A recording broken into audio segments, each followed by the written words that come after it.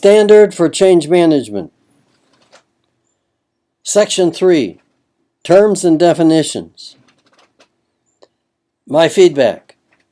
Well, first of all, you twisted the use of my word, adoption. I was the first to publish that widely in many, many books.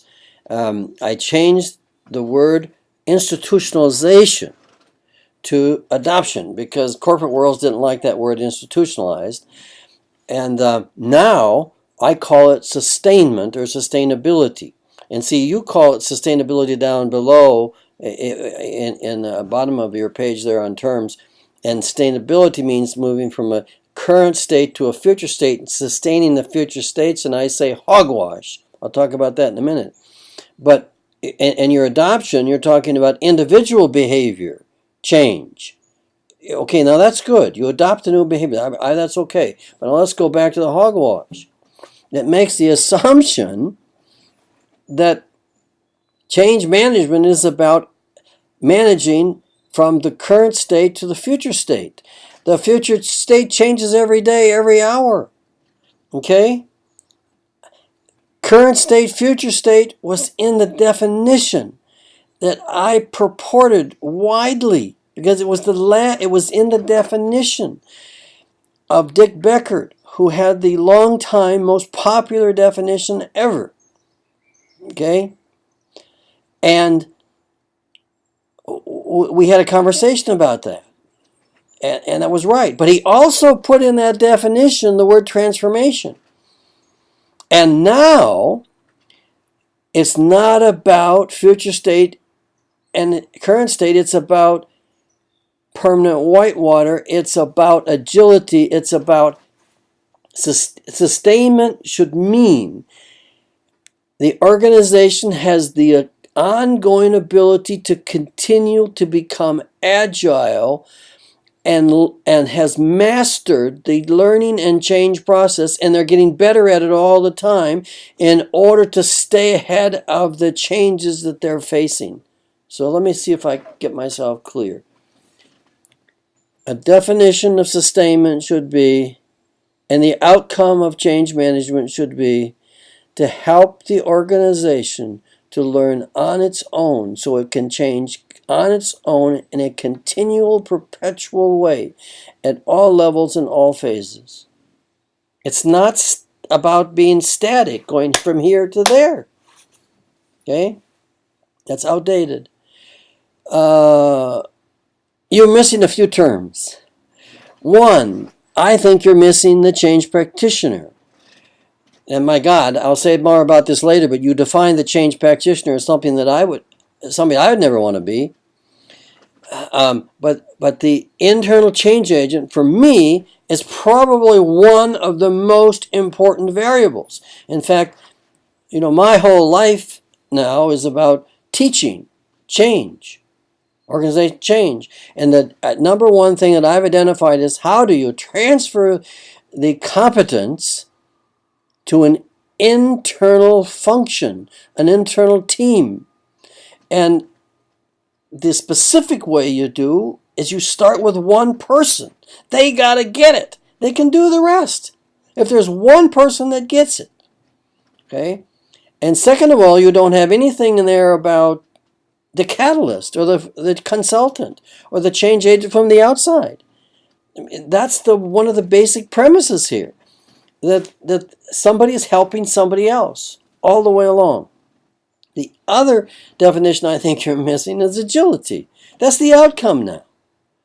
And the outcome of change may be different in 3 years. Okay? And I think you should have the word transformation. I think you should define it. I think you need to define change leadership. That's what's going to make it happen. Okay? And that's different than change management. This is the leader. What is change leadership? For me, it's first of all, it's the C-suite. Second of all, it's all those other people that are responsible for inspiring and leading other people. And of course, some people say now that everybody's a leader in the organization. Yes, well, I don't kind of go quite that far. But I try to get the critical mass of the leadership to change. Oh, there's another word you should have. Critical mass, that's key. You're not going to change the organization unless the critical mass gets with you. And I don't see you doing anything, any conversations about how you're going to get to that. The other word I think is missing here, that's very important, is culture. Change management changes the culture. Culture is the only thing that you can't buy. You can buy technology, you can buy people, you can buy strategy, you can buy from whatever. But the organization has to create itself, its own culture. It has to create its own identity because it's a living system. Says Berlanti in 1954 from the general systems theory that's also missing. You need to have the notion of an organization as a system. And there's two other things that I would probably include. One is communication. That's one of my 10 principles. Because that's, when my first years, from 1962 to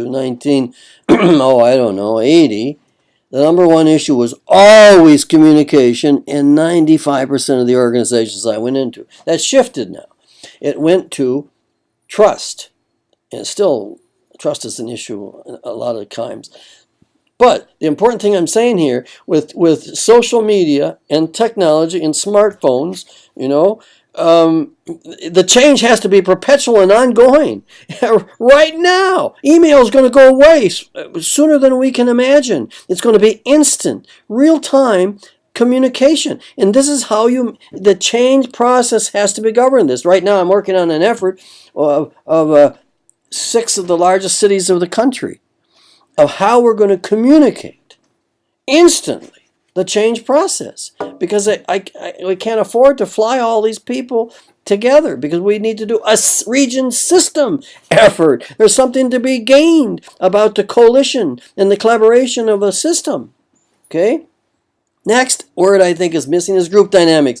The boundary of all of organization development, which now has become change management, is groups.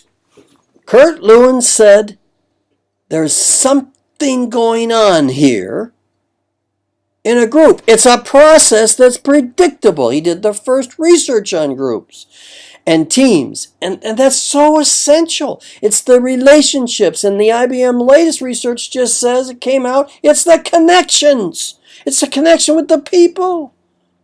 Okay? Are people following leaders? Are leaders inspiring people? What's going on between groups? What's going on in a group? Okay? And the other thing, of course, I believe that one of the 10 most important things is you have to learn about large group dynamics. This working in small groups is expensive. It's a waste of people's time. It's inefficient. It's not effective. Hey, we have to bring the critical mass of the leadership of a system together to make conversations about what important decisions that need to be made enterprise-wide right now this month, because it's going to be different in 3 months. Okay, it's going that fast, and it's only going to go faster. Okay, and I see none of the spirit of urgency that Cotter gives us in the standards. Bye-bye. See you next.